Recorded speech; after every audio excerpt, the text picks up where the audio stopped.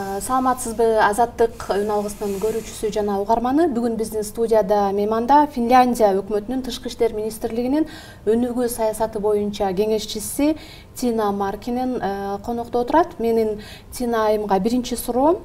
Азыркы тапта дүйнөдө элдин баары кризис, каржылык кризис тууралуу сөз кылып жатышат. Айрыкча Европанын өкмөтү каржылык кризис күчөп турганда эмнеге өнүгүп келе жаткан өлкөлөргө жардам бересиңер деген сындарда айтылат. Финляндия өкмөтү Кыргыз мамлекетине эмнеге жардам берет да? Эмне максаты бар? Well, we also had our economic concerns and discussions in Finland on the extent to which Finland should provide development aid, and we actually had Албетте каржылык кыйынчылык Финляндияда да өз таасирин тийгизди. 2016-жылы ушундан улам мурдагы жылдарга салыштырганда эл аралык жардам көрсөтүү бюджети 38% кыскарды. Мындай үнөмдөөлөргө карабай Финляндиянын эли өнүгүп келе жаткан өлкөлөргө жардам берүүнү колдой турганын 2017-жылы жүргүзүлгөн коомдук сурамжылоодо аныктадык. Фин элинин 85% кызматташтыкты өнүктүрүү, башка өлкөлөргө жардам берүүнү туура көрөрүн аныктадык. Кыргызстан менен кызматташтыктагы эң негизги долбоорлорубуздун бири сот адилеттүүлүгүн камсыз кылуу жаатында эле. Тышкы иштер министрлиги бул долбоорду Кыргызстандын мисалында дагы башка өлкөлөрдө да баштады. Финляндия Кыргызстандын парламенттик демократиялык башкарууга өтүү, өлкөдө адам укугун коргоо жана өнүктүрүү аракетин абдан баалайт. Мамлекеттик органдар менен кызматташуу Финляндиянын башкы артыкчылыктарынын бири. Анткени дал ошол органдарды жакшыртуу менен элдин жашоосун оңдосо болот эмеспи? to improve both the realization of human rights. Supports projects on widening access to justice, as you say, on trade issues. Биз билгенден Финляндия өкмөтү сот адилеттүүлүгү, соода сатык, таза суу, майып жарандардын укугун коргоо сыяктуу долбоорлорду каржылап келет. Долбоордун багыттарын ким кантип аныктайт? How MFA of Finland determines the main directions of support. Each government decides on their government program, including our development policy, and there are long-term. Мамлекеттик программалар Финляндиянын эл аралык жана өнүгүү саясатынын негизинде аныкталат. Бийликте турган өкмөттүн саясатына жараша долбоорлордун багыты дагы өзгөрөт. Азыркы премьер-министр Сиплистин мамлекеттик программасы 2015-жылы кабыл алынган. Кийинки парламенттик шайлоо келерки 2019-жылы болот. Шайлоодон кийин дагы 4 жылдык эл аралык колдоо программасына айрым өзгөрүүлөр кириши мүмкүн. Азыркы өнүгүү программабызда 2030-жылга чейинки туруктуу өнүгүү максаттарга ылайык 4 башкы багытыбыз бар. Алар кыз келиндердин укугун коргоо жана алардын коомдогу статусун күчтөндүрүү, демократиялык коомду калыптандыруу менен юридикалык кызматтарды толук алуу, ошондой эле гендердик теңчилик, адам укуктары, сөз эркиндиги биздин тышкы саясаттагы башкы багыттардан болуп саналат. Thank you.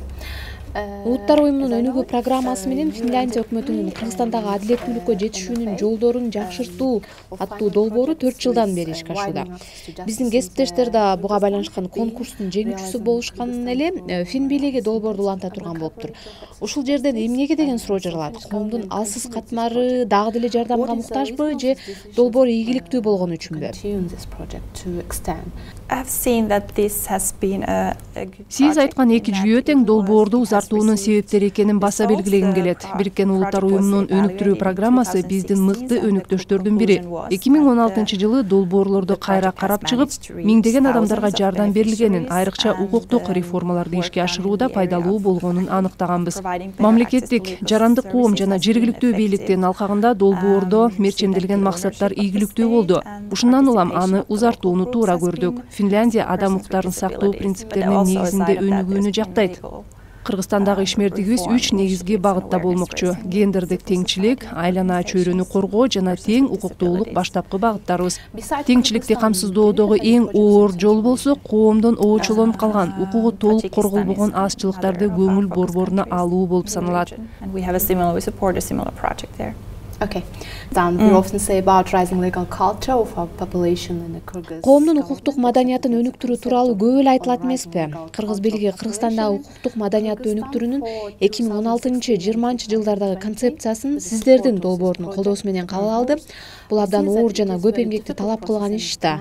Бул жолдо кыска убакытта ийгиликке жетишсе болобу? Сиздин өлкөдөгү тажрыйбаларды айтып бере аласызбы? Could you please share with your thoughts about this issue or about how did Finnish government with this problem?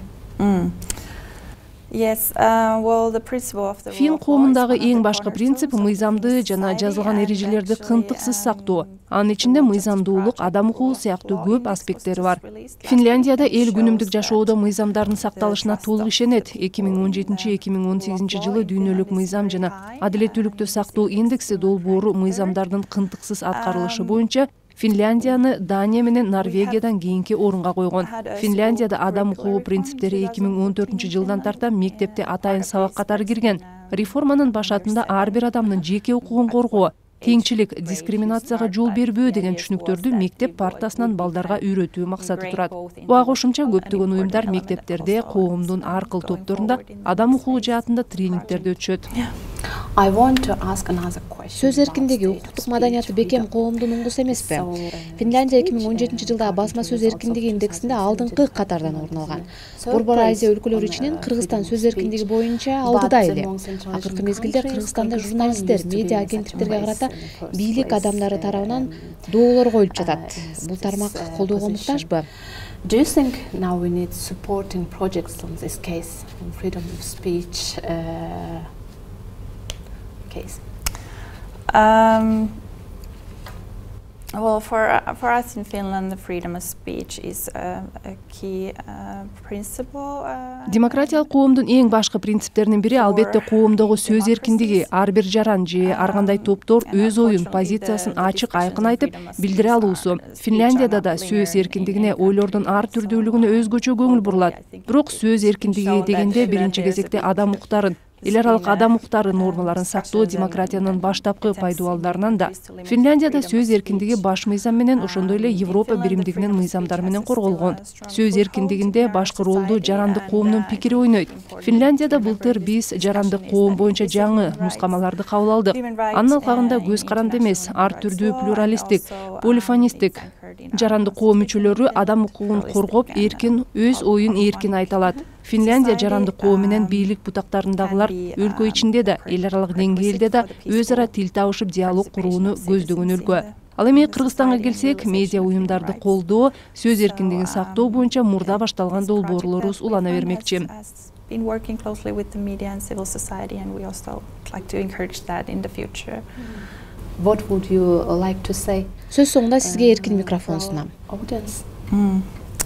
Well, I would like to thank for the opportunity to share our views on the project. Финляндия тышкы иштер министрлигинин атынан биздин долбоорлор тууралуу кеңири маалымат берүү мүмкүнчүлүгү түзүлгөнү үчүн абдан ыраазымын. Алдыдагы 4 жылга Финляндия өкмөтү Борбор Азиядагы өнүктүрүү долбоорун ийгиликтүү ишке ашырат деп ишенем. Урматтуу Азаттык радиосунун көрүүчүсү жана угарманы, бүгүн биздин студияда мейманда Финляндия өкмөтүнүн тышкы иштер министрлигинин өнүгүү саясаты боюнча кеңешчиси Тина Маркинен айым болду.